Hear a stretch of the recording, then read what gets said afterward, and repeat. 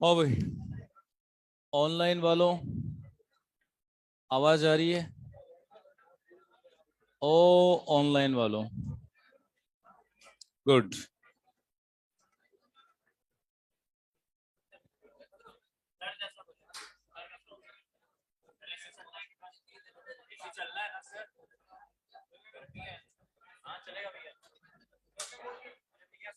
इसको 26 पे कर देना सारे। 26 पे टेम्परेचर सेट रहता, तुम पहले तो 16 करवा लेते तो भी ठंड लगती है। 26।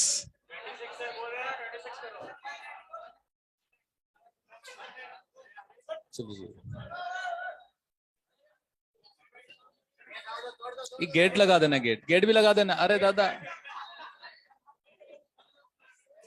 तुम्हारे चक्कर में डर के भाग गया। हाँ, चलो उधर देखो। हाँ, कहां तक पढ़ा था बताओ।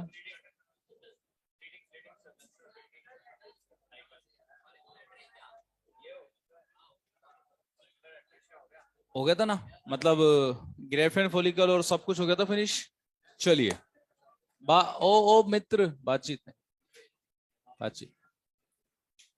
फॉलिकुलर ट्रेसिया की बढ़ने का कारण मैंने आपको बता दिया था कि या तो विटामिन ई की कमी, बता दिया था, या फिर ओरल कॉन्ट्रासेप्टिव पिल्स महिला ज्यादा खाती है तो उनके साइड इफेक्ट की फॉर्म में मीनोपॉज जल्दी शिफ्ट हो जाता है। चाहे फिर इंजेक्शन ले चाहे ओरली ले, कुल मिला के यदि एस्ट्रोजन प्रोजेस्टेरोन लेती है ना, तो जीएनआरए चले से सप्रेस रहेंगे और वो फीमेल में फॉलिकुलर अट्रेसिया की रेट को बढ़ा देंगे और मीनोपोज जल्दी, मतलब जल्दी आ जाएगा, क्योंकि रेट ऑफ फॉलिकुलर अट्रेसिया बढ़ गया।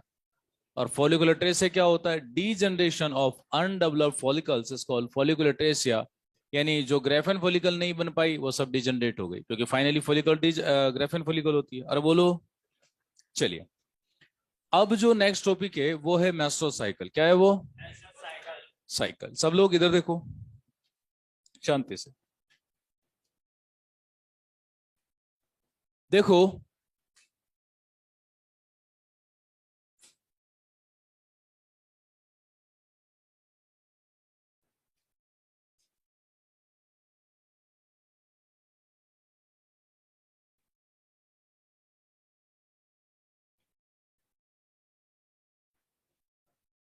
सुनो, अरे बातचीत नहीं। ओ, इधर।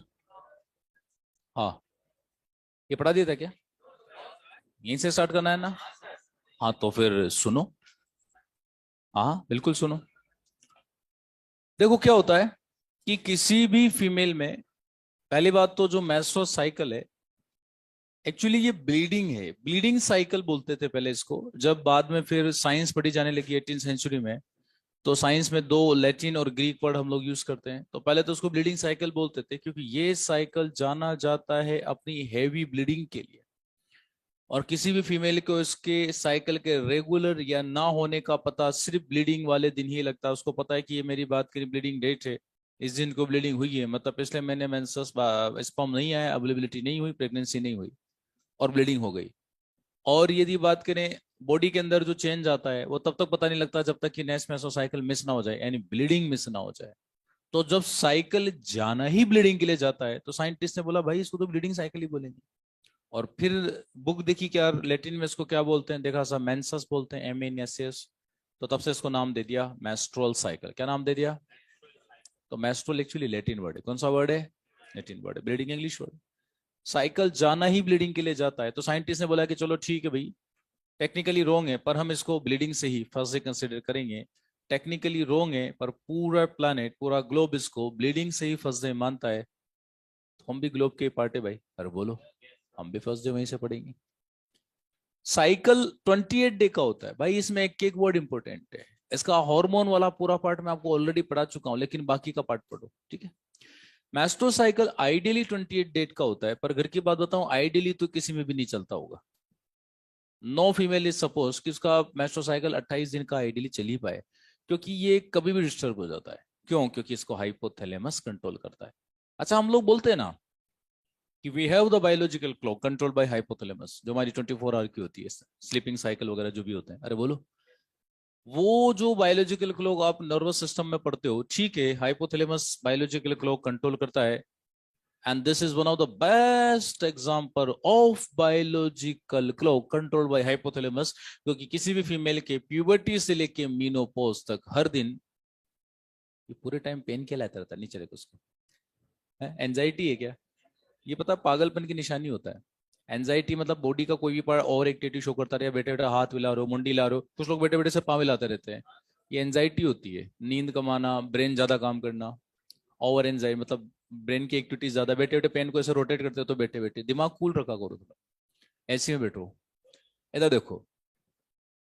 हाँ, अब उसने पेन हिलाना बंद कर दिया तो बैठा बैठा पाँव हिलाया होगा, है ना, ये होता है। ये जब आप एंजाइटी स्टेज में जाते हो ना, हाँ, तो फिर ये ऑटोमेटिकली क्या होता है कि ये एक्चुअली एंजाइटी की इनिशियल स्टेप होती है, आप बढ़ती बढ़ती फिर ज्यादा ही बढ़ सकती है। तुम लोगों को देखें कुछ लोग बैठे बैठे जैसे बैठे हैं चेयर पे तो ऐसे लेग को शेक करते रहेंगे पूरे टाइम, इसका मतलब ब्रेन उनका बहुत ज्यादा काम कर रहा है और एक्टिविटी फिर पाई में आ रही है, वो ओवर एलर्जी जो शो हो रही है। तुम बैठे बैठे बात करें, पेन को लगातार मुंह करो, इसका मतलब आपका ब्रेन शांति नहीं हो, तो लगातार एग्रेसिव है, कूल रखा करो उसको। हाँ, अरे हाँ सच बात है, धीरे धीरे एंजाइटी हो जाएगी फिर आप लोगों को, मस्त कूल रखा करो। अभी एज क्या है तुम्हारी, जरा सी तो एज अभी बात करें, उम्र क्या है, ये 30-35 साल उम्र होती है। 20 चलो 28 डेज का देखो आइडियली होता है, पर आइडियली तो किसी में भी नहीं चलता। क्या हुआ, बिल्कुल ठीक है। तो 28 डेज का जो मेस्ट्रो साइकिल होता है, देखो आइडियली कभी भी नहीं चल सकता, मतलब आइडियली चलना तो ये मानो ऑलमोस्ट इम्पॉसिबल है इस प्लानिट पे, इस ग्लोब पे किसी फीमेल का, क्योंकि इसको कंट्रोल करता है hypothalamus. And this is one of the best example of biological clock control by hypothalamus, क्योंकि ये मैमल्स के प्राइमेट यानी हाइपोथैलेमस का एक one of the best advance character है। हाइपोथैलेमस सारे मैमल्स में, लेकिन उनमें भी जो टॉप के मैमल है जिसमें ह्यूमन, बंदर, रेप्स आते हैं, उन्हीं के अंदर चलता है। अरे बोलो, तो उसका टॉप एग्जांपल हुआ, बात करें one of the best example of biological clock control by hypothalamus, that is menstrual cycle. 28 day का होता है, 20 से 35 ये नॉर्मल है, मतलब 20-20 दिन में आ रहा तो भी चोर मरे, और 35-35 दिन में आ रहा तो भी नॉर्मल, इससे कम ज्यादा है तो फिर वो प्रॉब्लम है। 20-20 दिन वाला नॉर्मली मानते हैं। आप कहेंगे सर क्यों, मेस्ट्रोसाइकिल किन किन कारणों से अफेक्ट हो सकता है, पहले आप लोग वो समझो। रीजंस दैट में अफेक्ट द मेस्ट्रोसाइकिल, पहला कारण फीमेल के अंदर कोई बैलेंस इम्बैलेंस है, हार्मोनल इम्बैलेंस है, जैसे फीमेल को कोई बीमारी पीसीओडी की, पॉलिसिस्टिक ओवेरियन डिजीज, या पीसीओएस पॉलिसिस्टिक ओवेरियन सिंड्रोम, तो हार्मोनल इम्बैलेंस है, तब तो होना ही है।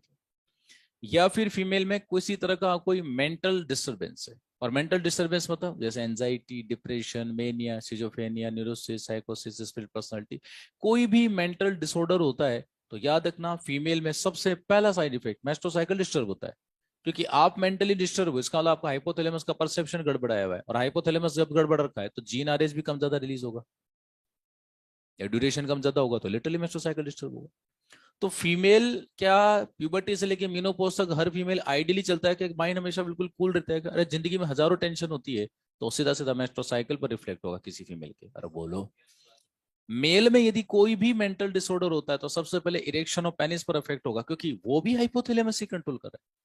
तो मेल यदि को किसी मेल को कोई भी anxiety, depression, mania, schizophrenia, mental यदि वो है, थोड़ा सा डिस्टर्बेंस है, तो इरेक्शन और पेनिस नहीं होगा, और फीमेल है तो मेस्ट्रोसाइकिल डिस्टर्ब होगा। और दुनिया में कोई भी ऐसा पर्सन नहीं है जो मेंटली 100% फिट हो। आपने डब्ल्यूएचओ की हेल्थ वाली डेफिनेशन पढ़ी थी, उसमें ये वाला पार्टी सबसे बड़ा टफ होता है, सोशल और मेंटल। फिजिकली तो ज्यादातर फिट ही नजर आते हैं हम लोग। अरे बोलो, तो ये इसीलिए मैंने बोला कि धरती पर शायद ही कोई महिला होगी जो प्यूबर्टी से लेके मेनोपॉज तक पूरी लाइफ, पूरे through out the life ideally 28 day का चला ले। पॉसिबल ही नहीं है भाई, कतई पॉसिबल नहीं। और कोई फीमेल सोचती है कि जैसे उसकी कोई मंथली उसको डेट याद है और उसी डेट को यदि आ रहा है, तो भाई वो ऑलरेडी डिस्टर्ब चल रही है। सर कैसे, क्योंकि महीना ही सेट नहीं, कभी 30 का, कभी 31 का, 28 का, तो फिर वो कैसे सेट हो गया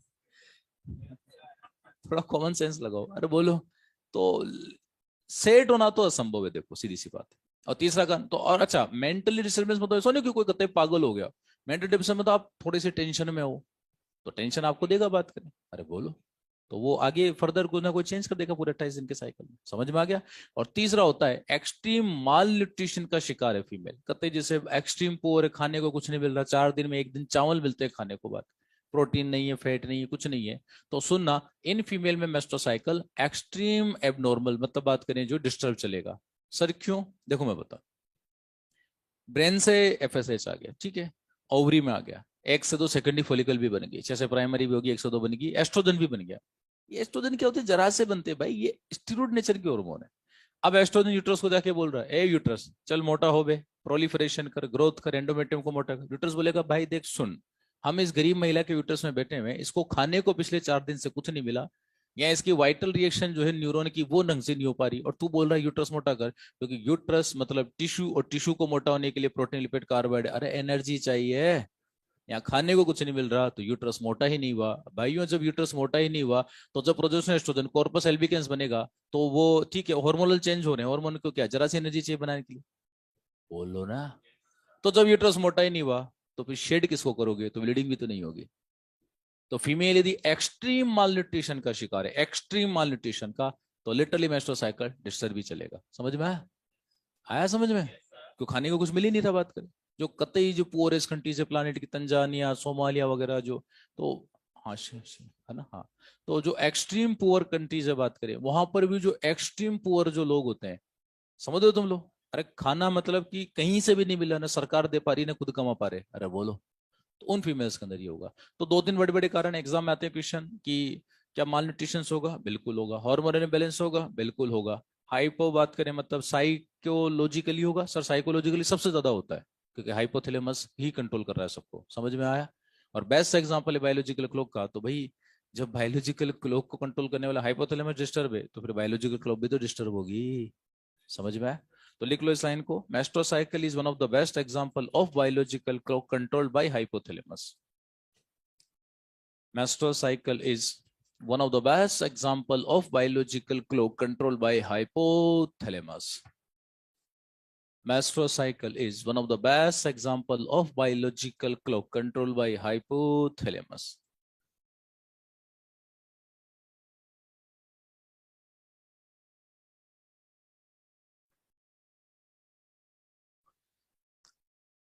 अब मेस्ट्रोसाइकिल जब स्टार्ट होता है तो उसको हम लोग बोलते हैं मीनार्च। क्या बोलते हैं?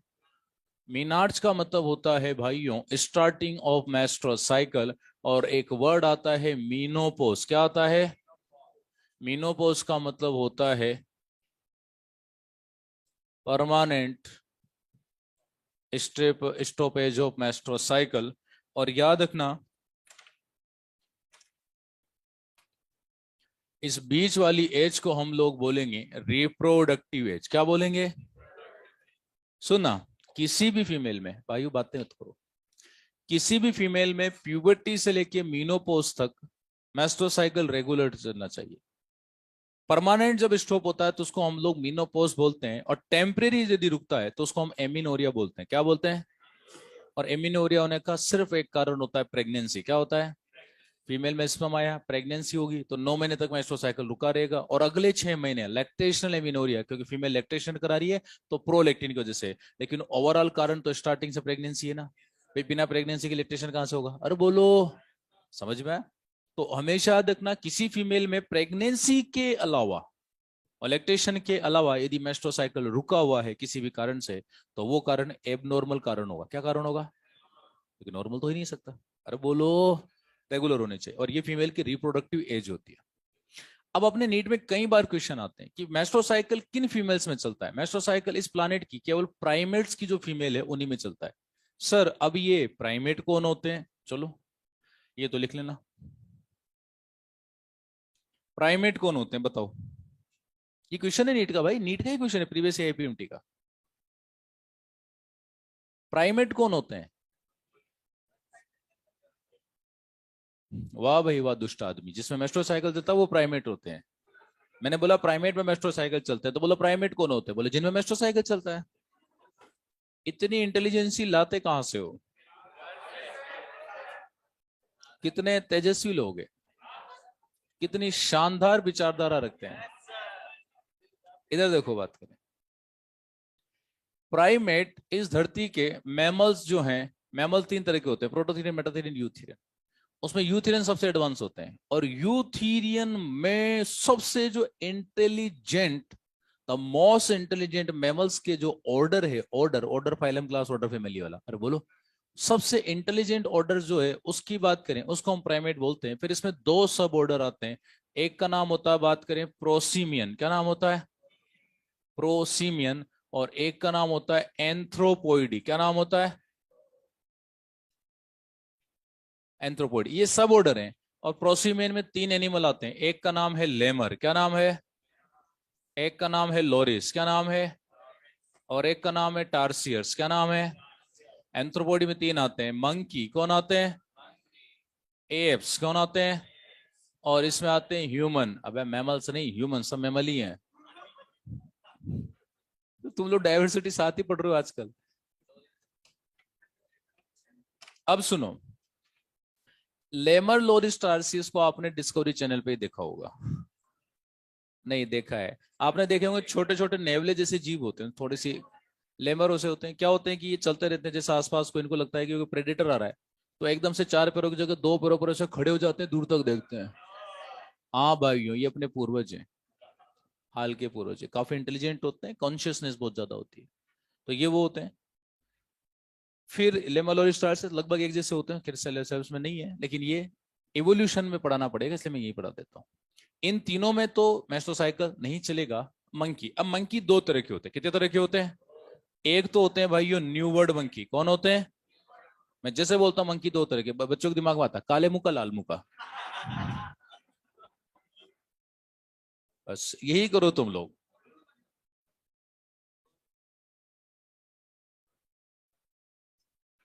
एक्चुअली न्यू वर्ड मंकी और old word monkey, new word वो है जो America, north America, south America वाला पार्ट है, ओल्ड वर्ड एशिया और अफ्रीका को हम लोग बोलते हैं। एक एक थ्योरी ये भी बोलती है कि जिसको वास्को डिगामा ने डिस्कवर किया वो ओल्ड वर्ड है, और जिसको कोलंबस ने किया था वो न्यू वर्ड है। अरे बोलो, ठीक है। वैसे जो ओरिजिनल लैंड थी पेंजिया का, जिसको हम अल्फ्रेड रसेल वालेस एवोल्यूशन में पढ़ाते हैं, वो बताएंगे, जब अपन एवोल्यूशन पढ़ेंगे तब पढ़ेंगे। तो न्यू वर्ड अमेरिकन मंकीज है, मार्मोसेट मंकी, स्पाइडर मंकी, और ओल्ड वर्ड इंडियन मंकीज है, और ये हमारे लेटेस्ट पूर्वज। यानी मैंने जो सीक्वेंस आप लोगों के लिए यहाँ पर लिखा है ना, मैंने जो सीक्वेंस आप लोगों के लिए यहाँ पर लिखा है, एक्चुअली ये सीक्वेंस जो है, बात करें, एक्चुअली ये जो सीक्वेंस है यही हमारी एंसेस्ट्री की लाइन है। और पहली बार ओल्डवर्ड मंकियों से मैस्टोसाइकिल स्टार्ट हुआ था, इनकी फीमेल से। लेकिन एग्जाम यदि क्वेश्चन आता है कि क्या प्राइमेट्स में मेस्टोसाइकिल चलता है, आप लोग आंसर यस लगाना, क्योंकि वो लोग फिर सब ऑर्डर डिटेल पे कभी नहीं जाते। अरे बोलो, क्योंकि मुझे आगे एवोल्यूशन भी पढ़ाना है और ह्यूमन हायरार्की में ये सब आते हैं, इसलिए मैंने इधर ही पढ़ा दिया ताकि मेस्टोसाइकिल वाला पार्ट भी होगा, हायरार्की भी याद होगी। लेमर लोरिस टार्सिस ही याद रखना, टार्सिस लेमर लोरिस मत कर देना, उल्टा हो जाएगा, लोरिस लेमर मत कर देना। लेमर लोरिस टार्सियस, मंकी, एप्स और ह्यूमन। एप सारे आगे, एप में सारे एप आगे, अरे एप अपने मोबाइल ऐप नहीं बे, हाँ 6 पैक ऐप भी नहीं बे, वो एप होते हैं हाबू। एप्स जो होते हैं, बात करें कौन, वो प्रोप्लोपिथेकस, एजिथोपिथेकस, पोकन Dryopithecus, Ramapithecus, Sivapithecus, Kenyapithecus, Australopithecus, chimpanzee, gorilla, orangutan gibbon, और सारी human species, Homo habilis, Homo erectus, Java man, Peking man, Heidelberg, Homo sapien, Neanderthal, Cro-Magnon और होमो सेपियन सेपियन, हम लोग, ठीक है ना। ये होते हैं, बात करें वो सारे होते हैं, बात करें इसमें नहीं क्या करते। इसमें क्या हो गया, इसमें कौन सी बड़ी बात है, बात करें। हाँ, ये तुमको अच्छा लगता है इसे, अच्छा। तो भाइयों ये लिखो, उस बालक ने नहीं लिख रखा, चलो लिखो थोड़ा बहुत। एग्जाम में क्वेश्चन आए कि क्या प्राइमेट्स की फीमेल मेस्टोसाइकिल चलता, आंसर यस लगाना, क्योंकि वो लोग इतना डिटेल में नहीं जाते।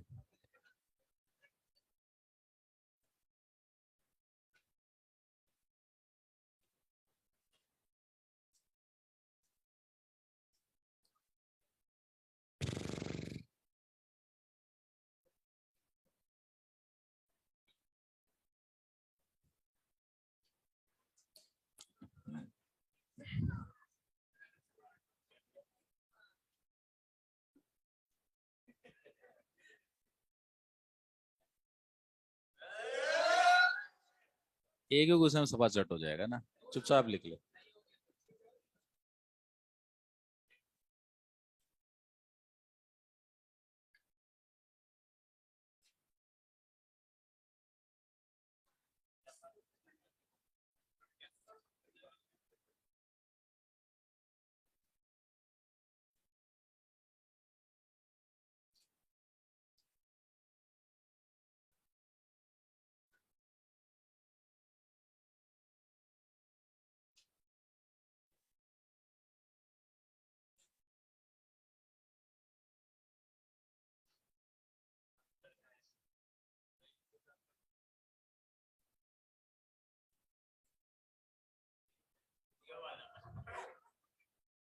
चलो लिखो उसको फटाफट।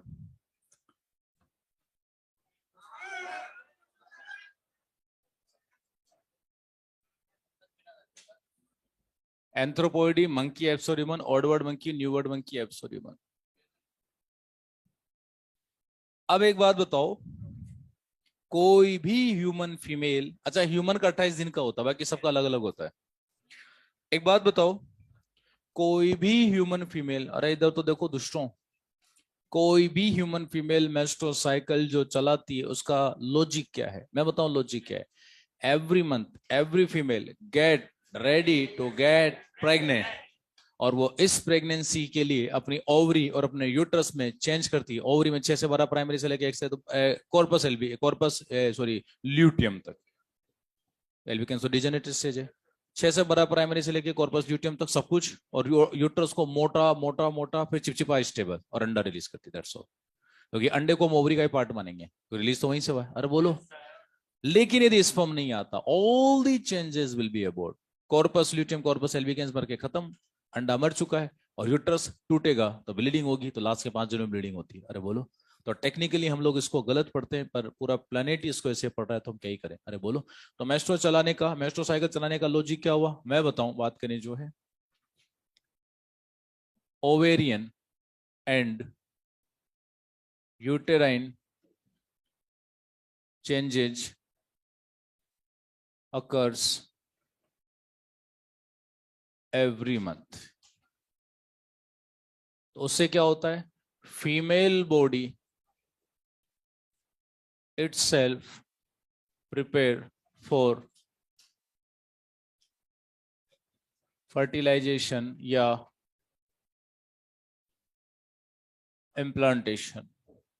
बट क्योंकि हमें मेस्ट्रो साइकिल पढ़ना तो ब्लीडिंग करानी है, क्योंकि जब मेस्ट्रो साइकिल सक्सेसफुल होता तो प्रेगनेंसी हो जाएगी। अरे बोलो, but if there is no fertilisation या इम्प्लांटेशन, तो मैं बताऊं, all ovarian and uterine changes abort या wash out। तो ओवरी का चेंज तो आपको पता लगेगा नहीं, आपको सिर्फ यूट्रस का चेंज पता लगेगा, क्योंकि यूट्रस में एक्स्ट्रा लेयर टूटेगी, और टूटेगी तो ब्लीडिंग होगी, तो ब्लीडिंग से पता लगता है, और इसलिए इसको पढ़ते भी ब्लीडिंग से ही है। समझ में आ गया? चैंप चैंप लिया।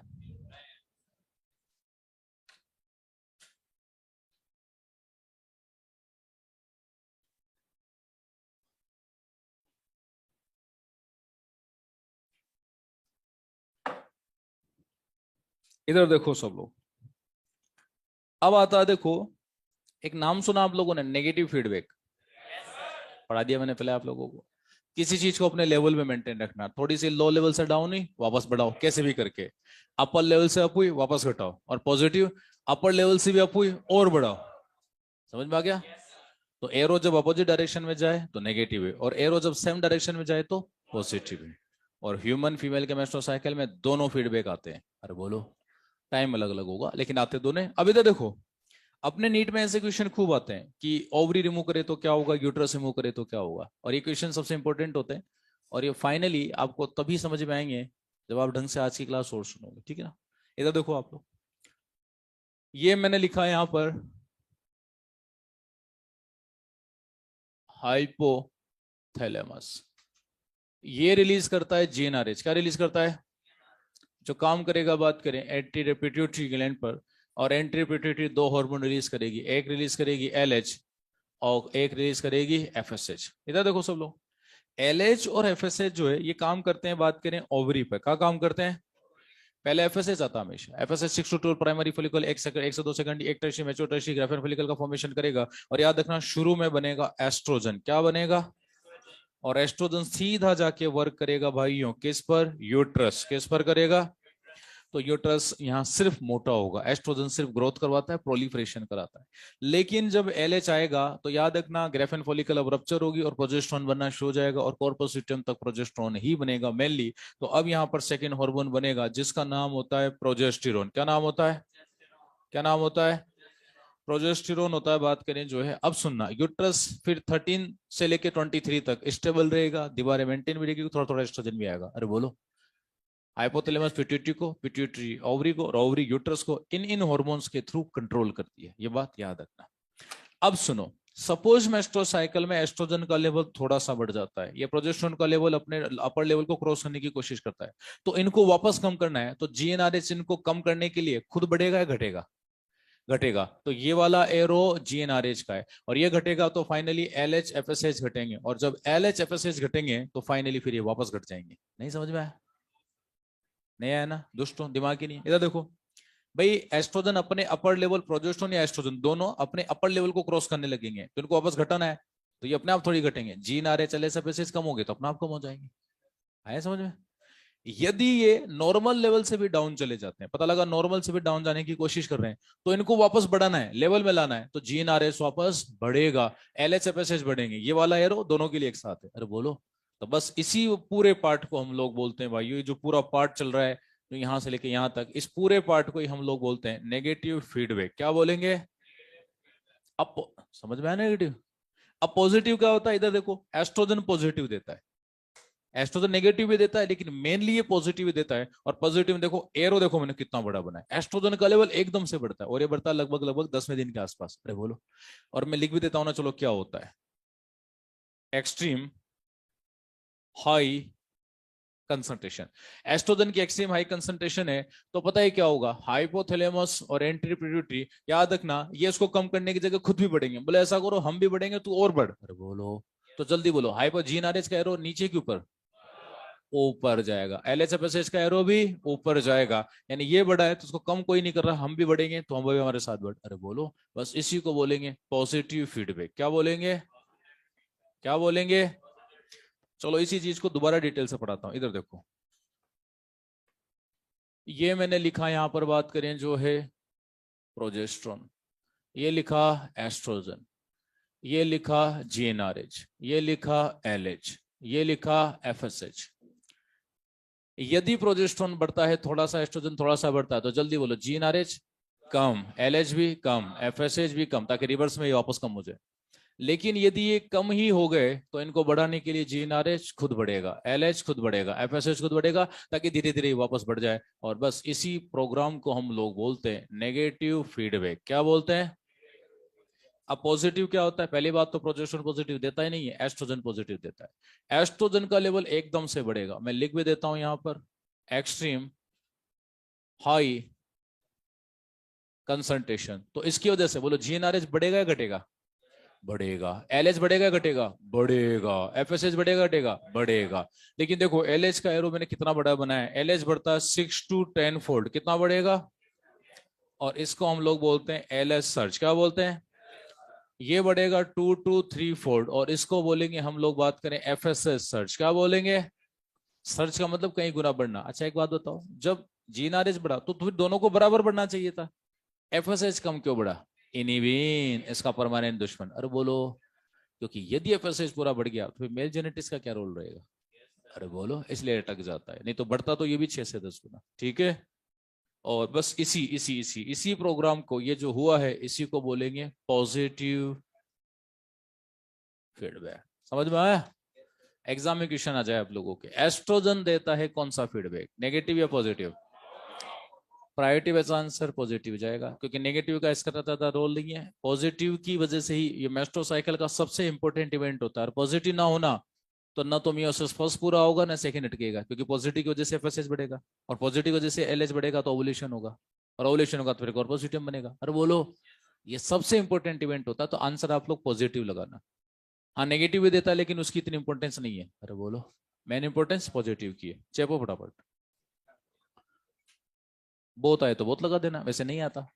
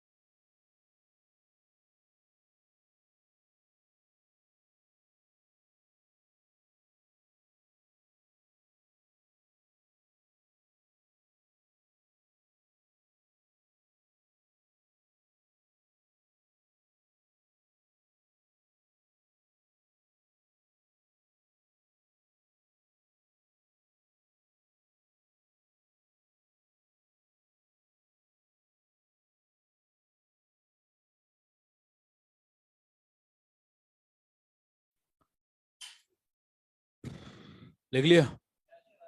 चलो मित्रों,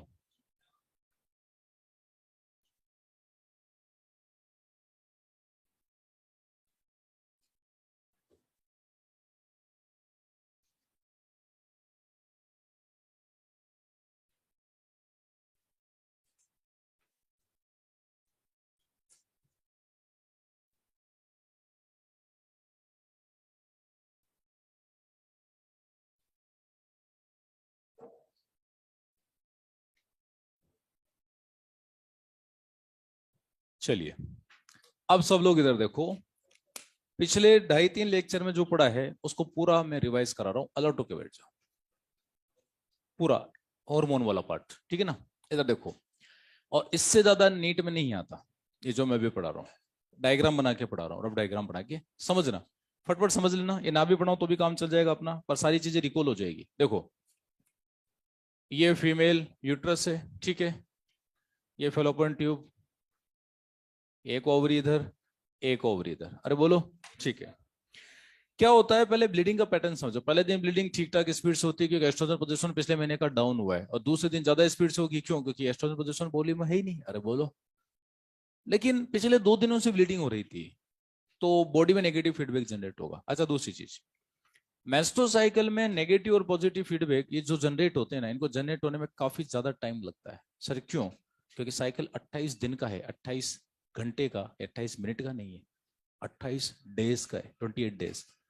और पहली बात तो आप फीडबैक ठीक है जनरेट करवा दोगे, पर उनका रिजल्ट आराम से आएगा। सर क्यों? पहली बात तो जनरेट होने में भी टाइम लगेगा दिनों का, और उनका रिजल्ट आने में कई दिनों का या कई बार हफ्तों का टाइम भी लग जाएगा। सर क्यों? देखो एक बात बताओ, चलो जैसे एस्ट्रोजन प्रोजेस्टेरोन कम हो गया, ब्रेन को पता लग गया, लेकिन ब्रेन को पता लगने में 2-3 दिन लगेंगे क्योंकि जैसे ब्लीडिंग हो रही है, और ब्रेन को पता लगा 5 मिनट बाद ही पता लग गया, तो ब्रेन तो 5 मिनट बाद एफएसएस भेज देगा। पता लगा 10 मिनट बाद तो ब्लीडिंग वापस रुक गई। अरे तो ब्लीडिंग प्रॉपर्ली कराओ तो सही, नहीं तो सूडो प्रेगनेंसी के सिम्टम आ जाएंगे, बच्चा नहीं, और जब ब्लीडिंग नहीं हो रही तो बात करें, वो तो हर महीने यूट्रस मोटा ही होता जाएगा। अब दूसरी बात, ब्लीडिंग कराने में जब टाइम लगेगा तो सोचो फिर बनाने में कितना टाइम लगेगा। जैसे ब्रेन से एफएसएस आ गया, 6 से 12 प्राइमरी एक्टिवेट होगी, एस्ट्रोजन भी आ गया, यूट्रस हो जाके बोल रहा ओ यूट्रस भैया प्रोलिफरेशन करो, आई मीन ग्रोथ करो, एंडोमेट्रियम को मोटा करो। यूट्रस बोलेगा देख भाई एस्ट्रोजन शांति रख, टाइम लगेगा अपने को, 10-12 दिन का टाइम। बोले क्यों? बोले भाई ग्रोथ है, आराम से होगी। और रैपिड ग्रोथ कैसे करोगे? रैपिड ग्रोथ करोगे तो आपके यूट्रस की सेल और बॉडी की दूसरी सेल वो अलग अलग थोड़ी, सबकी जीन तो सेम ही है। यदि आप फास्ट ग्रोथ करोगे तो फिर कॉन्टेक्ट इनिबिशन लॉस्ट हो जाएगा, एपोप्टोसिस जीन लॉस्ट हो जाएगा। अरे बोलो, तो ग्रोथ तो अपने हिसाब से होगी नॉर्मल बॉडी के अकॉर्डिंग। अब चूंकि ग्रोथ आपको हर महीने करनी है तो भाई टाइम तो देना पड़ेगा। यदि बॉडी में जल्दी जल्दी नेगेटिव और पॉजिटिव फीडबैक आते हैं तो भाई ये फिर 28 दिन का साइकिल क्यों होता? तो 28 मिनट का होता, या 2 दिन का होता, 28 दिन का है। क्यों? क्योंकि हार्मोन तो आ जाएंगे, और हार्मोन को आने ना आने में भी 2-2 3-3 दिन का टाइम लगता है, और उनका रिजल्ट आने में, फाइनली इफेक्ट आने में कभी कभार हफ्तों का टाइम लग जाएगा। स्पेशली प्री ओवुलेटरी फेज में जब यूट्रस मोटा होगा तो एस्ट्रोजन को आने दो, क्योंकि वो आराम से आएगा और दीवारें बहुत आराम से नॉर्मल कॉन्टेक्ट इनहिबिशन को फॉलो करते हुए ही तो ग्रो करेगी। यदि जोरों ज्यादा फास्ट ग्रो करेगी तो बॉडी कंफ्यूजन में आ जाएगी कि यार ये कॉन्टेक्ट इनहिबिशन चला गया, इसको कैंसर मान ले क्या? नेचुरल किलर सेल आपकी इम्यून सिस्टम आप ही के अगेंस्ट काम करना शुरू कर देगा। अरे बोलो, ये कैंसर के अगेंस्ट भी तो काम होता है। अरे होता नहीं होता भाई? होता है ना? तो बॉडी में आराम से होता है, फास्ट कुछ नहीं होता, आराम से चलेगा। आ गया समझ में? अरे हाँ ना तो बोला करो भाई। हाँ, तो बॉडी को बॉडी के हिसाब से चलेगी, ये कोई मैकेनिक्स थोड़ी पढ़ रहे हैं हम लोग की फटफट हो जाएगा। बायोलॉजी है, बायोलॉजी बायोलॉजी के हिसाब से चलती है, ठीक है? अब इधर देखो, फीमेल में बात करें जो है, ये मेंसेस की ब्लीडिंग हो रही है, बात करें पहले दिन, दूसरे दिन फुल स्पीड से ब्लीडिंग होती है, और दूसरे दिन फुल स्पीड से ब्लीडिंग हो रही, तो भैया पिछले 2 दिन से एस्ट्रोजन प्रोजेस्टेरोन नहीं है, ब्रेन को पता लग जाएगा। बोले यार चलो जीएनआरएच रिलीज करते, ब्रेन ने जीएनआरएच भेजा, एफएसएच आया। एफएसएच आते किसी भी एक ओवरी में यू मानो 6 to 12 प्राइमरी फोलिकल एक्टिवेट होगी, ये बात करें 12 प्राइमरी एक्टिवेट होगी, और तीसरे दिन के शुरुआत होते होते तो इनमें से कोई भी 2 सेकेंडरी में कन्वर्ट हो जाएगी। पता लगा ये और ये कन्वर्ट होगी, और बाकी की मर गई। ये लो खत्म, मारो इनको, खत्म करो। जैसे ही सेकेंडरी फोलिकल बनेगी 2, ओ भाई इनकी दीवारों से एस्ट्रोजन आएगा। क्या आएगा? ठीक है, एंटेना बनेगा, एस्ट्रोजन आएगा और एस्ट्रोजन दीवारों को रिपेयर करना शुरू करेगा ब्लड के थ्रू, और ब्लड के थ्रू रिपेयर करेगा। तो तीसरे दिन ब्लीडिंग कम कम कम कम कम कम कम कम कम, और इधर लगातार एस्ट्रोजन आएगा तो ज्यादा स्पीड से करेगा, तो चौथा दिन कम कम कम, और पांचवें दिन तो ब्लीडिंग खत्म ही हो जाएगी। लेकिन पांचों दिन हम लोग ब्लीडिंग फेज में काउंट करेंगे, और सिक्स डे से तो नई दीवारें बनना शुरू। ये देखो 6 7 8 9 10 11 12 13 फुल स्पीड से दीवारें मोटी होगी, क्योंकि फॉलिकल कोई सी बनाएगी तो एस्ट्रोजन ही है। अब देखो ये फॉलिकल, ये सेकेंडरी थी, धीरे धीरे दोनों बड़ी होगी, सेकेंडरी बड़ी हुई बात करें, और लगभग लगभग जब 10वें दिन के आसपास आएगी तो दोनों में से कोई एक टर्शी में कन्वर्ट हो पाएगी, और दूसरी खत्म हो जाएगी, मर जाएगी। अरे बोलो। फिर ये टर्शी धीरे धीरे और बड़ी होगी, मैचोर टर्शी बड़ी होती जा रही, देखो बात करें मटर के दाने के बराबर हो रही है। अरे बोलो। और जैसे बात करें सेकेंडरी से टर्शी बनेगी, एकदम से एस्ट्रोजन का लेवल बढ़ेगा और पॉजिटिव फीडबैक आएगा। क्या आएगा? लगभग 10वें 11वें दिन पॉजिटिव फीडबैक आएगा, और पॉजिटिव फीडबैक आने से एलएच एफएसएच का लेवल दोनों का बढ़ेगा। लेकिन पॉजिटिव फीडबैक 10वें 11वें दिन आएगा तो उसका रिजल्ट 12वें 13वें दिन जाके आएगा। अरे पॉजिटिव फीडबैक आया तो ऐसा तो नहीं कि 5 मिनट बाद ही पॉजिटिव फीडबैक आ गया, एक 1.5 दिन का टाइम तो वो भी लेगा। तो 12वें 13वें दिन उसका रिजल्ट आएगा। एफएसएच बढ़ेगा 2 से 3 गुना, एलएच बढ़ेगा 6 से 10 गुना, 6 to 10 फोल्ड। अरे बोलो।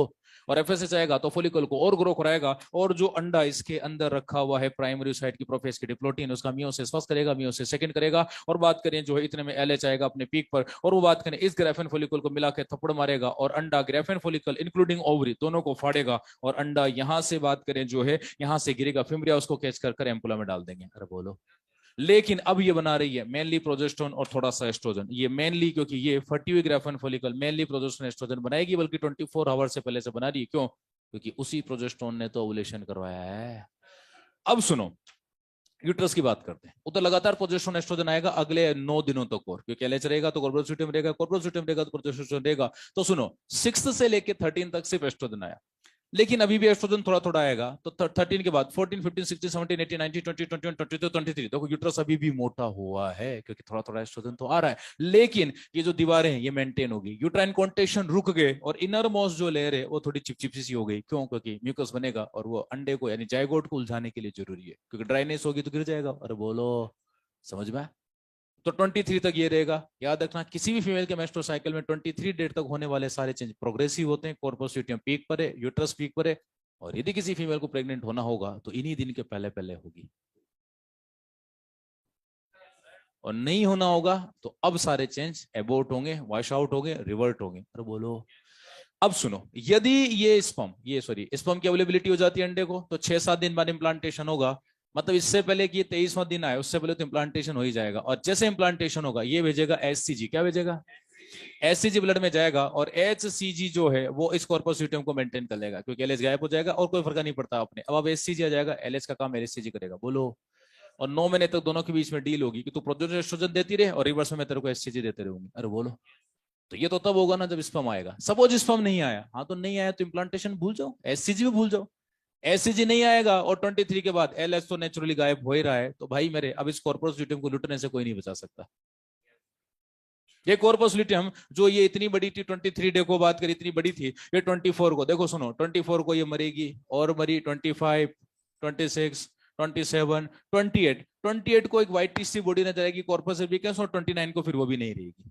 सारे चेंज अबाउट हो गए। तो सुनो, 24 25 26 27 28 इन दिनों में यूट्रस ब्लीड नहीं करेगा, थोड़ा सा श्रिंक होगा। क्या होगा? थोड़ा सा, क्योंकि लेवल लगातार डाउन जा रहा है। अब आ जाओ 29th डे, उधर कुछ भी नहीं है, कार्पस एल्बिकेंस भी कंप्लीटली डिजनरेट कर गया 29th डे, ब्लीडिंग का पहला दिन।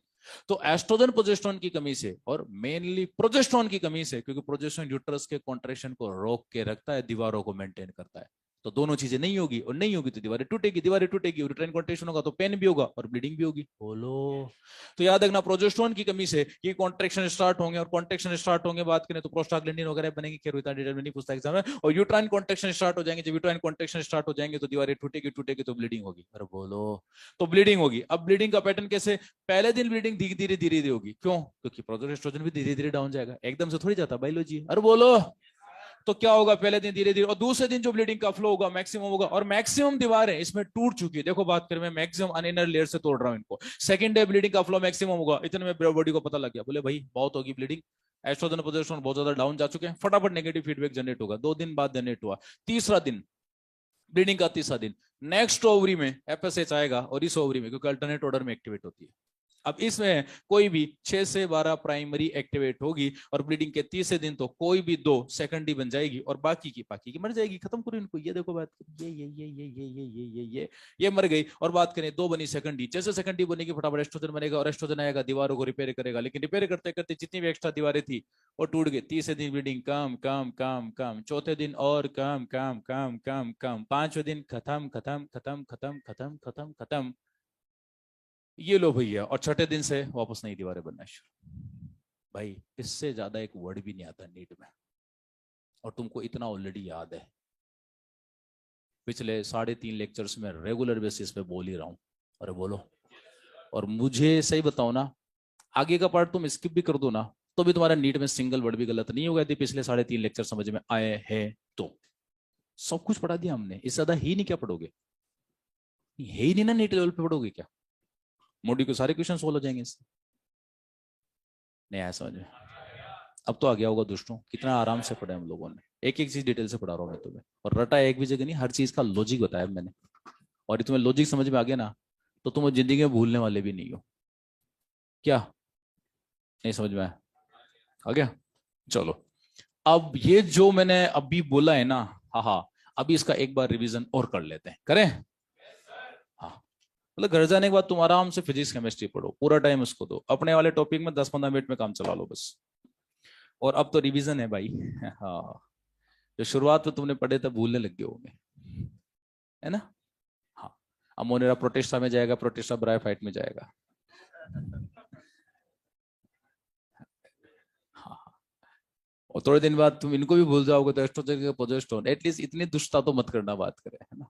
चलो इधर देखो, बात करें। सुनो सुनो सुनो सुनो, इधर सुनो। अब अपन नोट्स लिखने का मतलब थोड़ी होता है, लिखने का मतलब समझना भी तो होता है। अपन नोट्स बनाएंगे, अब आप नोट्स कैसे बनाओगे मैं बताऊं, कॉपी दे। देखो, ये कॉपी ऑनलाइन वालों तुम लोग भी देख लो, इसने देखो अभी तक जो लिखा है अच्छा लिखा है। अब इसका ये और ये 1.5 पेज खराब होगा, इसे मुझे कोई मतलब नहीं है, इसमें तो बाकी का कुछ और लिख लेना, डिजाइन बना लेना कुछ भी। सीधे अगले पेज पर आ जाओ। ये 2 पेज और 2 पेज, जैसे ग्राफिन फॉलिकल अपन ने ऐसे साइक्लिक फॉर्म में बनाई थी ना, इसको ऐसे नहीं बनाएंगे, इसको आड़ा कर लेंगे। क्या कर लेंगे? आड़ा। अपन देसी लैंग्वेज आड़ा यूज। अरे तेरे लेटर निकल रहे इसमें से, लेटर निकल रहे भाई तेरे। अब इधर देखो, ऐसे सीधा ये पेज को ऑर्डर कर लेंगे और 2 पेज पर ऐसे वर्टिकली 4 कॉलम बनाएंगे। फिलहाल आपको कुछ नहीं बनाना, पर नोट्स ऐसे बनाने हैं। मेरे पास बोर्ड है, देखता मुझे 2-3 बार बनना पड़ेगा तब जाके पेज खत्म होंगे मेरे तो। अरे बोल मतलब, तो नोट्स ऐसे बनाने, खुद की मनमर्जी से सीधे पे मत बना देना, वो लंबा ज्यादा होगा पार्ट वाला, ठीक है? और फिलहाल कोई कुछ नहीं बनाएगा। सब लोग इधर देखो, मैं एक एक वर्ड का मतलब समझाऊंगा कि इसका ऐसा ही क्यों है। और कोई बातचीत करता हुआ नजर आया ना, मैं यहाँ खड़ा कर दूंगा मुंह इधर करके, ऑनलाइन वाले भी देखेंगे। मतलब जब बेइज्जती खराब ही कर रहे हो तो फिर ढंग से खराब करो।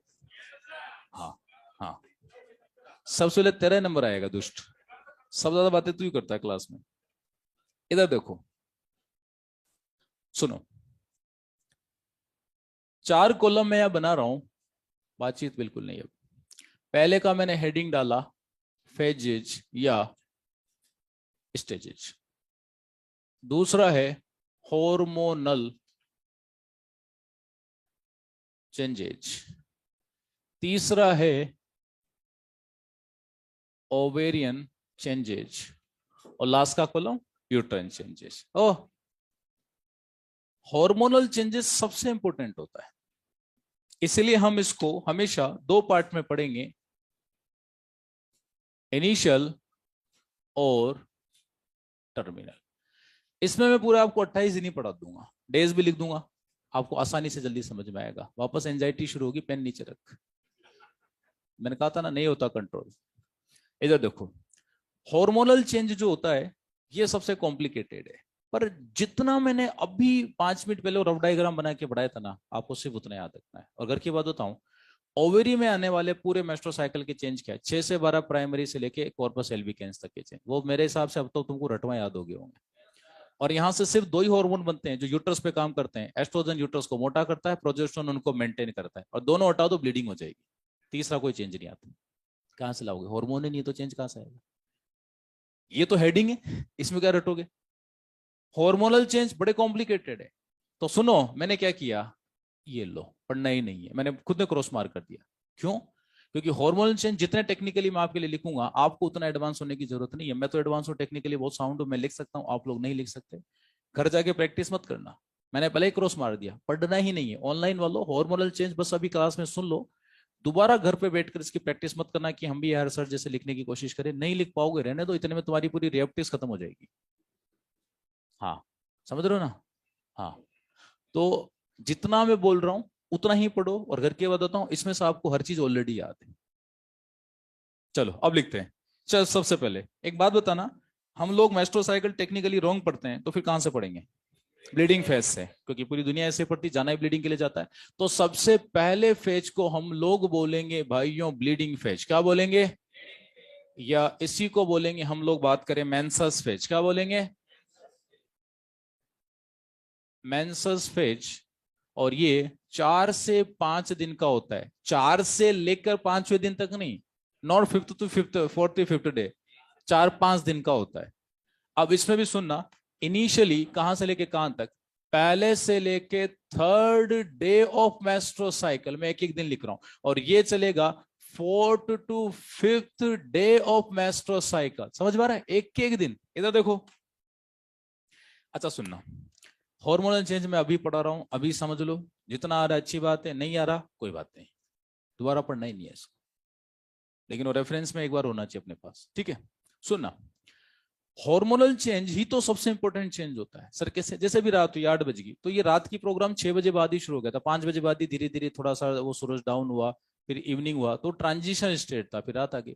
तो कोई भी फेज में हार्मोनल चेंज आएंगे तो उसकी टर्मिनल स्टेज में आएंगे। और याद रखना, किसी भी फेज के हार्मोनल चेंज जो टर्मिनल स्टेज में हो रहे हैं, अगले वाले का इनिशियल सेम होगा। 6 बजे आपको हल्का हल्का सा रात का एहसास हुआ, तो 8 बजे तो रात हो ही गई ना। अरे बोल, अर्ली मॉर्निंग 5 बजे वापस सनराइज होगा, तो धीरे धीरे दिन का एहसास होगा, तो 8 बजे तक तो शानदार दिन हो जाएगा। अरे बोलो, तो क्या होता है कि किसी का टर्मिनल और अगले का इनिशियल सेम होगा, बल्कि इंटेंसिटी और बढ़ा दो उन हॉर्मोन्स की। नहीं समझ में आया? आ रहा है? तो वो जो ट्रांजिशन स्टेट होता है वो टर्मिनल और इनिशियल होता है, और अगले में फिर वो सेम चलेगा, फर्दर कैरी फॉरवर्ड हो जाएगा। तो हार्मोनल चेंज हमेशा एक याद करो, अगले की इंटेंसिटी बढ़ा दो, अपना सेम चलेगा। और मैं फिर बोल रहा हूं, उनको भी नहीं रखना, अपने को कुछ करना ही नहीं है। अब इधर देखो, सबसे पहले ये देखो कि हार्मोनल चेंज में हो क्या रहा, मैं बताऊं ब्लीडिंग क्यों होती है, इधर समझो। क्योंकि सारे हार्मोन अपने लीस्ट लेवल पर है। कौन कौन से? ये देखो, प्रोजेस्टेरोन, पीआरओजी लिखूंगा, समझ जाना, प्रोजेस्टेरोन एस्ट्रोजन अपने लीक लेवल पर है, लीस्ट लेवल पर है। और जीएनआरएच भी अपने मिनिमम लेवल पर है, एलएच भी मिनिमम लेवल पर है, और एफएसएच भी मिनिमम। तो आप कहोगे सर, आपके अकॉर्डिंग अभी आपने नेगेटिव फीडबैक पढ़ाया था, यदि ये कम है तो इनका तो एरो ऊपर बढ़ा। ओ भाई, अरे 2 दिन तो ब्लीडिंग होने दो, यदि 5 मिनट में ब्रेन को पता लग गया तो ब्लीडिंग ही 5 मिनट बाद ही खत्म हो जाएगी।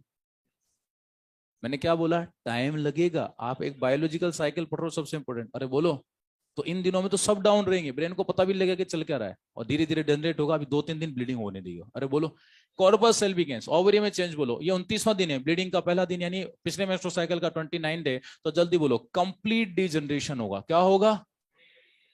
हाँ जी, complete degeneration of corpus albicans, यानी जो थोड़ा सा था ना वो भी गायब हो गया, कुछ नहीं बचा, इसलिए सोर्स नहीं है। अब चलो यूट्रस की बात करते हैं, यूट्रस की बात करते हैं, ओवेरियन चेंज, सॉरी ये यूटेराइन चेंज। और यूट्रस की बात करते हैं, सबसे पहले तो बात करें जो है, सबसे तो बात करें जो है, यहां जैसे ही बात करें प्रोजेस्टेरोन की कमी होगी, प्रोस्टाग्लैंडिन बनेगा। क्या बनेगा? प्रोस्टाग्लैंडिन फॉर्म्ड होगा, जो यूट्राइन कॉन्ट्रेक्शन के साथ साथ पेन करवाएगा। क्या करवाएगा? अब क्या होगा मैं बताऊं, स्ट्रेटम फंक्शनल टूटेगी। कौन टूटेगी? स्ट्रेटम फंक्शनल गेट सेपरेटेड, बोलो किससे? From stratum basalis. Stratum basalis, so bleeding occur via vaginal route. Vaginal route से ब्लीडिंग होगी, तो जो ब्लीडिंग होगी, तो जो ब्लीडिंग होगी भाइयों, वो उसमें 3 चीजें आएगी। एक तो आएगा ब्लड, एक आएगा म्यूकस, और एक आएगा अनफर्टिलाइज्ड एग। अनफर्टिलाइज्ड एग, अरे बोलो, आप कहेंगे सर ब्लड तो आएगा, अनफर्टिलाइज एग भी आएगा। अनफर्टिलाइज एग सुनो, 14 को रिलीज हुआ था, 15 16 तक वेट किया, उसके बाद मर गया। या तो फेलोपियन ट्यूब की सेल इसको फेगोसाइट कर जाती, या बाद में सीलियर मूवमेंट जब था तो यूट्रस में आ गया और पड़ा है, और 14 दिन बाद जब यूट्रस की ब्लीडिंग होगी तो फिर उसी के साथ बाहर आएगा, नहीं तो उसको बाहर कौन लाएगा? अरे बोलो। म्यूकस 13 से लेके 23 तक, 13 टू 23 तक पिछले महीने में जो चिपचिपाहट थी वो म्यूकस से तो करेगी प्रोजेस्टेरोन की वजह से। चलिए एएफएमटी का क्वेश्चन, मेस्ट्रोसाइकिल का ब्लड कभी भी क्लोट नहीं करता, कारण बताओ। फाइब्रिनोलाइसिन इसमें प्रेजेंट होता है। फाइब्रिनोलाइसिन किस में प्रेजेंट होता है? म्यूकस में, ब्लड में, म्यूकस में।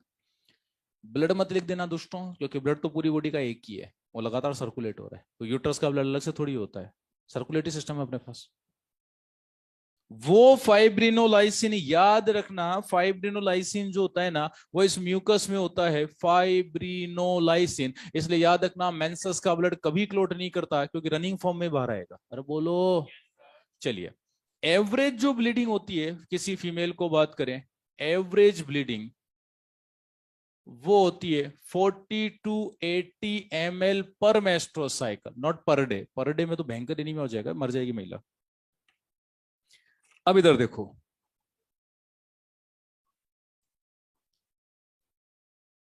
ये हो गया इनिशियल। अब आ जाओ टर्मिनल। 3 दिन हो गए, बहुत ब्लीडिंग हो गई, ब्रेन में नेगेटिव फीडबैक जनरेट हो चुका है और इसका रिजल्ट स्टार्ट होगा। ठीक है, कैसे? इधर देखो, ये देखो, प्रोजेस्ट्रॉन जो बहुत कम था, एस्ट्रोजन जो अब कम था, उसकी वजह से ये डेवलप हुआ नेगेटिव फीडबैक। क्या डेवलप हुआ? अब जीएनआरएच का लेवल बढ़ेगा, एलएच का लेवल भी बढ़ेगा, एफएसएच का लेवल भी बढ़ेगा, लेकिन शुरुआत में एफएसएच का ज्यादा बढ़ेगा। इसे एरो मैंने बड़ा बनाया, चाहो तो मैं लिख भी देता हूं, मेनली। क्या लिखा? एफएसएच का लेवल मेनली बढ़ेगा, क्योंकि एफएसएच का बढ़ेगा, अरे तभी तो ओवरी में 6 to 12 प्राइमरी फॉलिकल्स एक्टिवेट होगी। अरे होगी नहीं होगी? हाँ, ये एक्टिवेट होगी, और 1 to 2 सेकेंडरी फॉलिकल्स में कन्वर्ट होगी। अरे होगी। जैसे ही सेकेंडरी फॉलिकल बनेगी, थीका इंटरना बनेगा, एस्ट्रोजन बनेगा, और ये ब्लीडिंग को कम करेगा। तो मैं यहाँ सिर्फ इतना सा लिख देता हूं, अपना काम चल जाएगा। Bleeding bleeding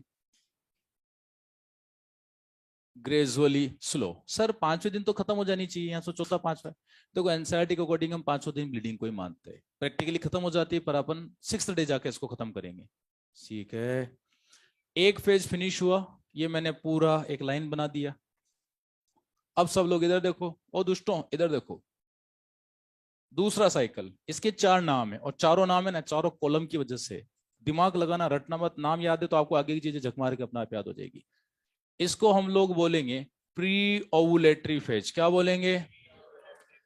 pre ovulatory phase. तो जल्दी बोलो। ओवरी में मेनली चेंज आता है, फॉलिकल्स ग्रो करती है, और इसीलिए इसको बोलेंगे फॉलिकुलर फेज। क्या बोलेंगे? फॉलिकल्स ग्रो करती है इसलिए फॉलिकुलर फेज। और याद रखना, फॉलिकल मेनली बनाती है एस्ट्रोजन। क्या बनाती है? इसलिए इसी को बोलेंगे एस्ट्रोजेनिक फेज। क्या बोलेंगे? एस्ट्रोजन यूट्रस को मोटा करेगी, इसलिए इसको बोलेंगे प्रोलिफेरेटिव फेज। क्या बोलेंगे? और ये लगभग 9-10 दिन का फेज है। कितने दिन का फेज है? 9-10 19 डेज का फेज है। अरे बोलो। अब इधर देखो, इसका इनिशियल, देन इसका टर्मिनल। मैं डेज भी लिख देता हूं, 6th डे से स्टार्ट होगा और लगभग लगभग 9th-10th डे तक चलेगा, डे ऑफ मेस्ट्रो साइकिल।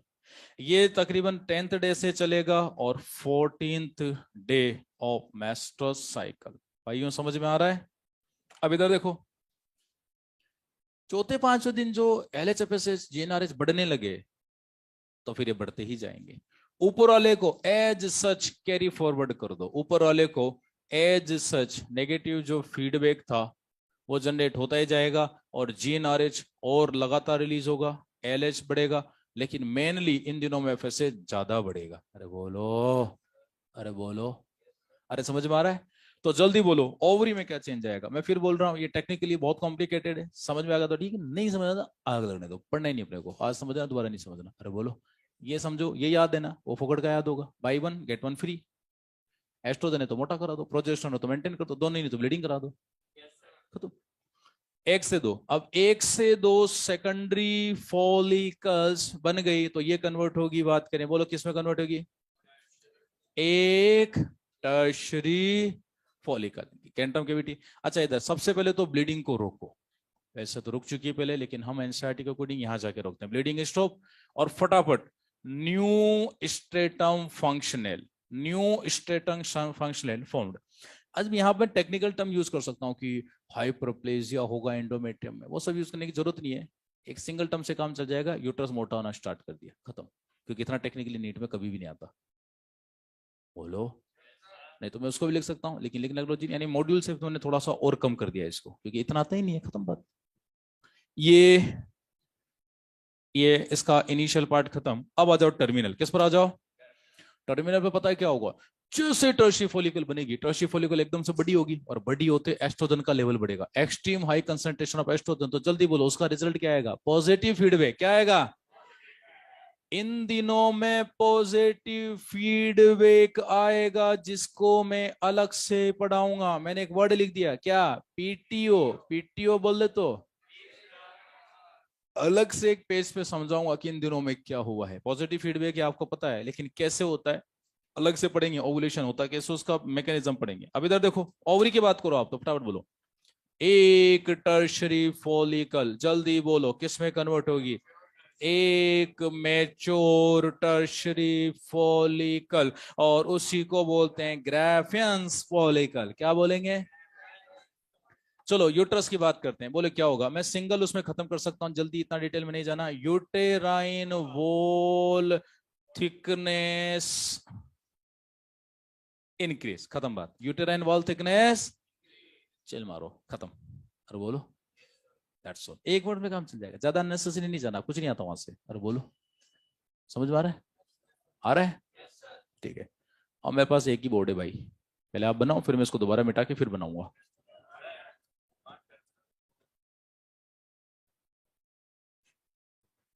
उसने प्रिंटिंग मिस्टेक कर दी होगी नोट्स में, कोई बात नहीं, करेक्शन कर लो।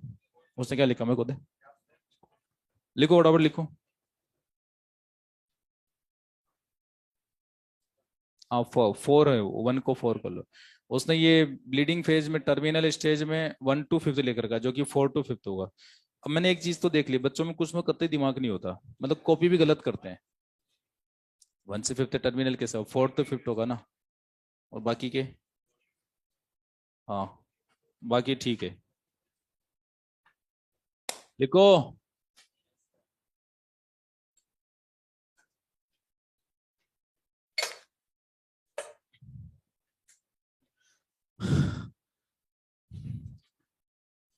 ऑनलाइन वालों कोई डाउट हो तो बताओ।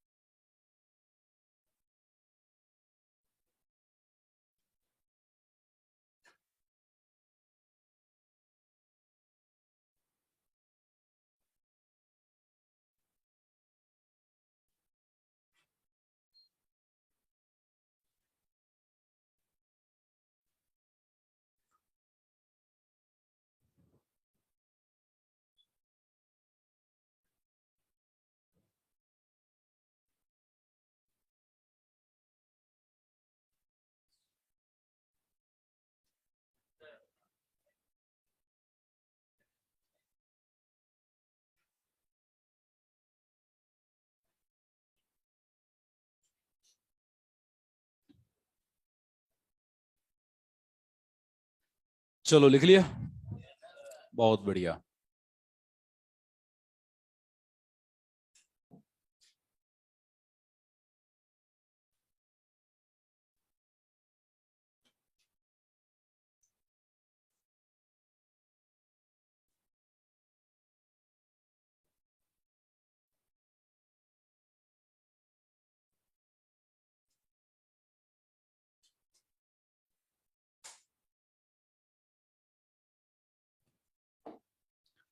चलो इधर देखो, अब क्या होता है देखो, इधर इधर इधर और बातचीत नहीं।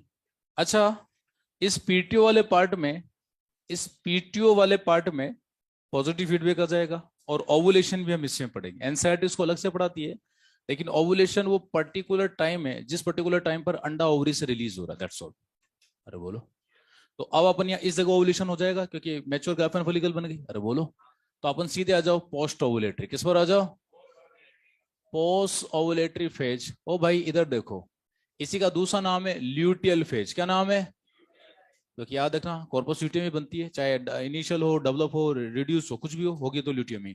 और कॉर्पस ल्यूटियम मेनली बनाती है प्रोजेस्टेरोन, इसीलिए इसको बोलेंगे हम लोग, बात करें प्रोजेस्ट्रॉनिक फेज। क्या बोलेंगे, और प्रोजेस्टेरोन यूट्रस को चिपचिपा सिक्रेटरी नेचर डेवलप करवाता है, इसीलिए इसको बोलेंगे सिक्रेटरी फेज। क्या बोलेंगे, और ये 14 डेज का होता है। कितने का होता है, 14 डेज, 14th डेज का होता है। इधर देखो भाइयों, इधर देखो, हार्मोनल चेंज में इनिशियल, देन इसका टर्मिनल।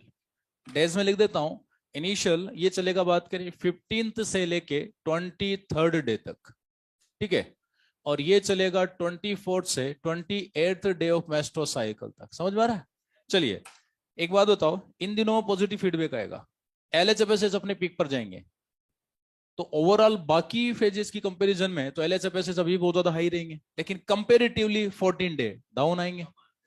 पूरे बाकी के मेस्ट्रो साइकिल के कंपैरिजन में तो बहुत हाई है, लेकिन इस पर्टिकुलर के कंपैरिजन में थोड़ा सा कम है। तो सुनना, इन दिनों में GnRH बहुत ज्यादा बात करें, और LH और FSH जो है, इन तीनों को मैं इतना लिख देता हूं कि ये इस फेज के तुलना में कंपेरेटिवली लो होंगे। कंपेरेटिवली इसके कंपैरिजन में लो है, बाकी पूरे फेज के कंपैरिजन में तो बहुत हाई है, क्योंकि बाकी दिनों में तो जरा सा लेवल रहता है इनका। अरे बोलो, क्योंकि 10 गुना और 2-3 गुना बहुत ज्यादा होता है भाइयों, ठीक है। तो आप तो जल्दी से बताओ, ओवरी का चेंज बताओ, ओवरी में क्या चेंज आएगा, मैं बताऊं, यहां बचेगी रप्चर्ड ग्राफेन फॉलिकल। क्या बचेगी, और रप्चर्ड ग्राफेन फॉलिकल कन्वर्ट होगी किसमें, कॉर्पस हीमोरेजिकम, कॉर्पस हीमोरेजिकम, और ये कन्वर्ट होगी कॉर्पस ल्यूटियम। यूट्राइन चेंज में क्या चेंज आएगा, मैं बताऊं यूट्रस में क्या चेंज आएगा। कॉर्पस ये देखो बना है, प्रोजेस्टेरोन आ गया, तो जल्दी बोलो प्रोजेस्टेरोन आ गया, तो बोलो बात करें अब क्या होगा, हाँ, सिक्रीटरी नेचर ऑफ एंडोमेट्रियम। मैं सीधा एंडोमेट्रियम लिख देता हूं, एंडोमेट्रियम डेवलप, और फिर एक वर्ड लिख देता हूं कि यूटेराइन वॉल थिकनेस इंक्रीज, बढ़ती जा रही है, उसको तो मौज हो रखी। अरे बोलो, ये देखो मेरे पास जगह कम है तो मैं ऐसे डैश डैश करके लिख रहा हूं। अब इधर देखो, अब आ गया टर्मिनल। बोलो टर्मिनल में क्या होगा, मैं बताऊं क्या होगा। इधर देखो, कॉर्पस ल्यूटियम बन गई 23, तो याद रखना कॉर्पस ल्यूटियम बहुत सारा प्रोजेस्टेरोन और एस्ट्रोजन बनाती है, एस्ट्रोजन इसलिए दोबारा पीक शो करता है। तो क्या होगा, एस्ट्रोजन प्रोजेस्टेरोन जरूरत से ज्यादा हो गया, तो वापस इसको कम करो। तो क्या हुआ, प्रोजेस्टेरोन का लेवल इस कॉर्पस ल्यूटियम को जैसे बढ़ गया, एस्ट्रोजन का भी बढ़ गया, तो आप इनको वापस नेगेटिव फीडबैक दिलवाओ, और अब GnRH वापस कम होने लगेगा, LH कम होने लगेगा रिवर्स में, और FSH कम होगा, और होता होता फिर बहुत कम होगा ताकि ब्लीडिंग हो लास्ट में। अरे बोलो। अब सुनो, तो इसमें क्या होगा, ओवेरियन चेंज में मैं बताऊं क्या होगा, कॉर्पस ल्यूटियम विल डीजनरेट और कन्वर्ट होगा कॉर्पस एल्बिकेंस। चलो यूट्रस में क्या चेंज आएगा, मैं बताऊं, यूट्रस में ये चेंज आएगा कि बात करें जो है, मैं बताऊं क्या चेंज आएगा, यूटेराइन वॉल थिकनेस डिक्रीज, बाकी कुछ नहीं करना क्योंकि ब्लीडिंग थोड़ी होगी। अरे बोलो, अरे 24 से लेके 28 तक ब्लीडिंग थोड़ी होगी, यूट्रस वापस श्रिंक करेगा, और यूट्रस श्रिंक करेगा तो ब्लीडिंग नहीं होगी। लेकिन अब आ जाओ बात करें हार्मोनल चेंज में 28, तो ब्लीडिंग का पहला डे देखो मैंने जो लिखवाया था, ब्लीडिंग का पहला day GnRH, LH, FSH, estrogen, progesterone सब अपने लीस्ट लेवल पर है। और उसमें ओवरिन चेंज में देखो कॉर्पस एल्बिकस कंप्लीट डिजनरेट, तो यूट्रस में प्रोस्टाग्लैंडिन बनेगा, दर्द होगा और ब्लीडिंग होगी। अरे बोलो, आ गया समझ में? और साइकिल समाप्त। मैं फिर बोल रहा हूं, हार्मोनल चेंज को घर जाके बैठ के लिखने की कोशिश मत करना। आप लोग टेक्निकली इतने साउंड नहीं हो कि आप घर बैठ के सब कुछ लिख सको। ये याद है ना, तो वो फोकट में याद होगा। बस दो ही याद रखना है, काम हो जाएगा। नीट में से ज्यादा कुछ नहीं आता, एक वर्ड भी नहीं है पूरे चैप्टर में, देख लो। आ रहा समझ में? मैंने ऑलरेडी क्रॉस मार रखा है, फिर बोल रहा हूं नहीं पढ़ना है घर जाके इनको, ठीक है? चैपो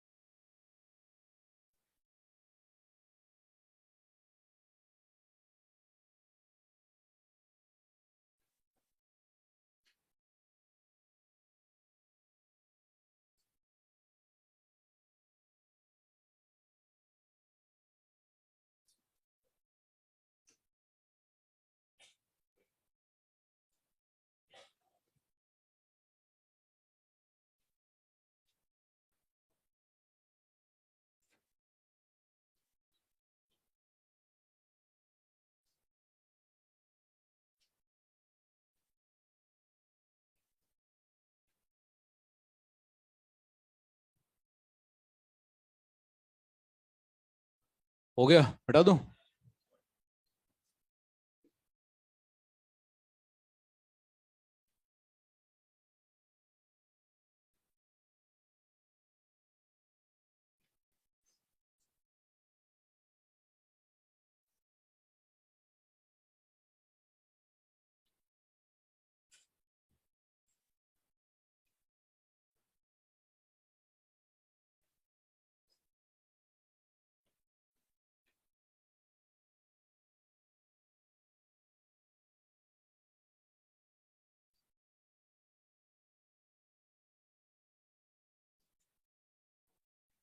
चलो इधर देखो, वो जो PTO है उसको हम दोबारा पढ़ेंगे, मतलब सॉरी डिटेल से पढ़ेंगे। इधर देखो, PTO का जो हेडिंग था वो क्या हो जाएगा?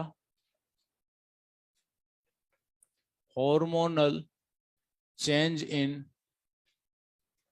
Terminal stage of pre ovulatory phase. कौन से लेके कौन से दिन तक था बोलो? लगभग 9th डे से लेके 14th डे ऑफ मेस्टोसाइकिल। तो मैं बताऊं क्या होता है, इन दिनों में टर्शी फॉलिकल बनेगी, और टर्शी जैसे साइज में बड़ी होगी, एकदम से एस्ट्रोजन का लेवल जो अभी तक यूं चल रहा था एकदम से यूं होगा, तो उसकी वजह से रिजल्ट आएगा LHFSH खुद कर क्यों ना बढ़ेंगे। अरे बोलो, तो मैं लिख ही देता हूं ना इस चीज को कि इन दिनों में होगा क्या। इन दिनों में होता है extreme high concentration of oestrogen. देखो एरो भी देख लो, ये एरो कितना बड़ा बना है, एस्ट्रोजन। तो इसकी वजह से क्या होगा? पॉजिटिव फीडबैक जनरेट होगा। तो जल्दी बोलो, GnRH का, GnRH बोलो, GnRH का लेवल बढ़ेगा या घटेगा? बढ़ेगा। तो LHFSH भी बढ़ेगा। तो देखो भाइयों, FSH भी बढ़ेगा और LH भी बढ़ेगा, लेकिन LH बढ़ेगा 6 to 10 फोल्ड और FSH बढ़ेगा मात्र 2 to 3 फोल्ड। बोलिए FSH कम ही क्यों बढ़ पाया? अच्छा, इनिबिन को रिलीज किसने किया? Granulosa cells. तो ग्रेनुलोसा सेल्स ने भेजा इनिबिन, क्या भेजा, और इनिबिन एफएसएच को रोकता है, इनिबिन ही, लेकिन इनिबिन जरूरी है भाई, नहीं तो मेल की जेनेटिक्स का रोल नहीं बचता। अरे बोलो, अब दोनों अपना काम साथ स्टार्ट करते हैं, लेकिन पहले इसका फिनिश हो जाता है क्योंकि इसका लेवल कम पर ही खत्म हो गया। जब लेवल कम तो काम भी उसी टाइम खत्म, आधा अधूरा काम किया इसने गेमेटोकाइनेसिस का, लेकिन जरूरी है वो। तो मैं पहले इसको पढ़ाता हूं। इधर देखो, ये बताओ क्या करवाएगा। ये सबसे पहले फर्स्ट मियोटिक डिवीजन कंप्लीट करवाएगा। क्या करवाएगा? First meiotic division completed inside Graafian follicle and second meiotic division started but arrested at metaphase. तो जो अंडा है वो अपनी सेकेंडरी oocyte की मेटाफेज स्टेज में अरेस्ट हो गया। ये सब एफएसएच ने करवाया। किसने करवाया? फॉलिकल भी ग्राफेन फॉलिकल बनी और मियोसिस सेकंड पे अटक गया। ठीक है, एलएच को कोई रोकने वाला नहीं है। अब एलएच एक्चुअली ओवुलेशन करवाता कैसे, मैं बताऊं। देखो इसका मैकेनिज्म है, सिर्फ और फ्लूइड बना के किसी को फाड़ नहीं सकते। अभी तक तो मैं ये बोलता था कि फ्लूइड बना, प्रेशर बढ़ा और वो फट गई, स्वेलिंग आई। अरे बोलो, नहीं ऐसा कुछ नहीं होता। हम ऐसा होता है लेकिन सिर्फ ऐसा नहीं होता। ये मानो ये ओवरी है, उसमें एक ग्राफेन फॉलिकल जो बहुत बड़ी है, एक मटर के दाने 1 सेंटीमीटर के आसपास बड़ी हो जाती है। तो उसके अंदर क्या होगा कि जो सेल्स अभी तक एस्ट्रोजन बना रही थी, सबसे पहले एलएच उनको प्रोजेस्टेरोन बनाने का ऑर्डर देगा। क्या बनाने का ऑर्डर देगा? बोले बंद करो एस्ट्रोजन, प्रोजेस्टेरोन बनाओ और थोड़ा सा एस्ट्रोजन बनाओ। लेकिन फिलहाल यहाँ सिर्फ प्रोजेस्टेरोन से ओवुलेशन होता है। अब प्रोजेस्टेरोन का लेवल बढ़ेगा तो उस ग्राफेन फॉलिकुलर के अंदर एंट्रम फ्लूइड का लेवल बढ़ेगा, लेकिन सिर्फ फ्लूइड बनने से थोड़ा ना कुछ होगा, बाहर की दीवारें कमजोर करना जरूरी है। और उस ग्राफेन फॉलिकल की जो वॉल है वो है ट्यूनिका एल्बुजी, सॉरी बात करें theca interna, theca externa sorry, और वो व्हाइट फाइब्रस कनेक्टिव टिश्यू से। लेकिन ओवरी जो है उसमें सबसे मजबूत दीवार है ट्यूनिका एल्बुजिनिया, वो भी व्हाइट फाइब्रस। तो आप एक ऐसा केमिकल बनाओ जो व्हाइट फाइब्रस को तोड़ सके, और एक एंजाइम ये बनवाएगा प्रोजेस्टेरोन, जिसका नाम होता है कोलाजिनेज। क्या नाम होता है? क्योंकि व्हाइट फाइबर कोलेजन ही होते हैं। अरे बोलो, तो कोलाजिनेज एंजाइम क्या करेगा? थीका एक्सटर्ना और ट्यूनिका एल्बुजिनिया को उस पर्टिकुलर साइड से कमजोर कर देगा, क्योंकि वहीं बनेगा। और कमजोर कर देगा तो क्या होगा? अंदर प्रेशर बढ़ा, अंदर प्रेशर बढ़ा, फॉलिकल की दीवारें भी कमजोर, प्रेशर भी बढ़ा, और ओवरी की दीवारें भी कमजोर, और ओवरऑल प्रेशर बढ़ने की वजह से अंदर से प्रेशर बढ़ा और दीवारें कमजोर, और ओवरऑल अंडा बाहर आ जाएगा सेकेंडरी साइड की मेटाफेज स्टेज में। समझ में आया? तो सबसे पहले इधर देखो क्या होगा, समझो। एलएच क्या करेगा? एलएच में बताऊं क्या करेगा। Theca interna and granulosa cells start secreting progesterone in place of estrogen. Estrogen की जगह प्रोजेस्टेरोन बनेगा। अब प्रोजेस्टेरोन चूंकि ये तो शानदार सीक्रेटरी नेचर डेवलप करवाता है, तो ये क्या करेगा? सबसे पहले यहां पर amount of antrum fluid inside Graafian follicle increase होगा। अरे होगा, तो इससे मैं बताऊं क्या आएगी? स्वेलिंग। क्या आएगी? स्वेलिंग इनसाइड ग्राफेन फॉलिकल बढ़ेगी। अच्छा, बाहर की तरफ, बाहर की तरफ बात करें जो है प्रोटियोलाइटिक एंजाइम कोलाजिनेज फॉर्म्ड। ठीक है, तो इससे बताओ क्या होगा? वीकनिंग। क्या होगा?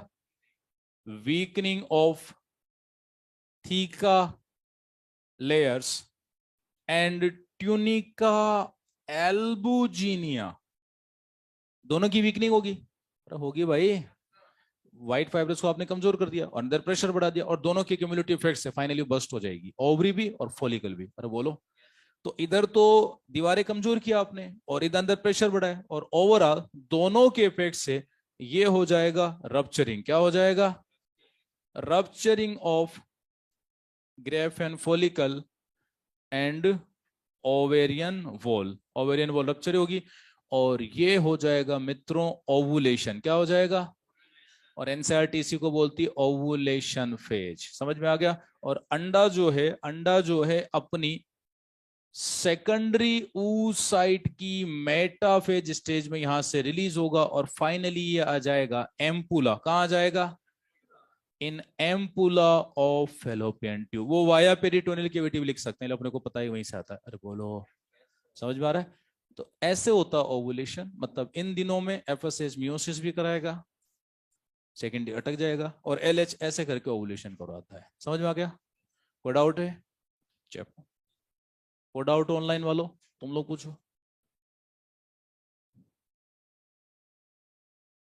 हाँ, वीकनिंग होगी ना, उसने गलत स्पेलिंग लिख रखी होगी। लीकनिंग क्या होता है?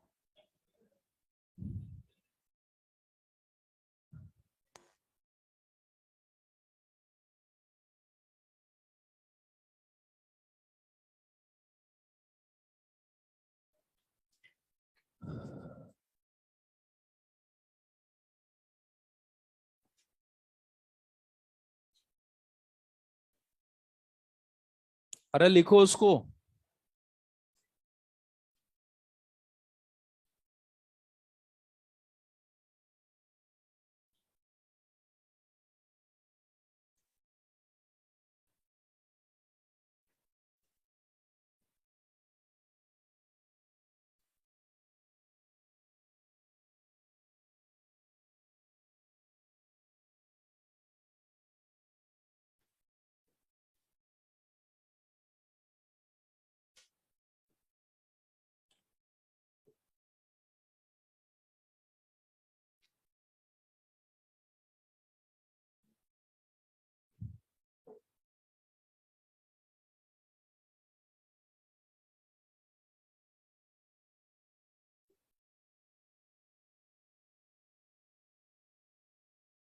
अरे ऑनलाइन वालों कोई डाउट हो तो पूछो,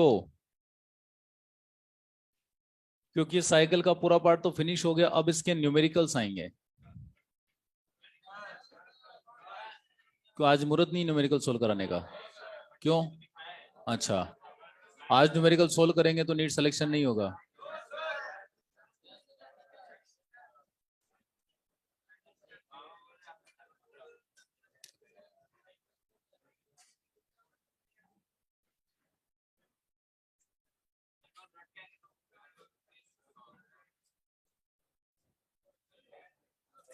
ठीक है चलो फिर, बाकी का सी यू नेक्स्ट क्लास।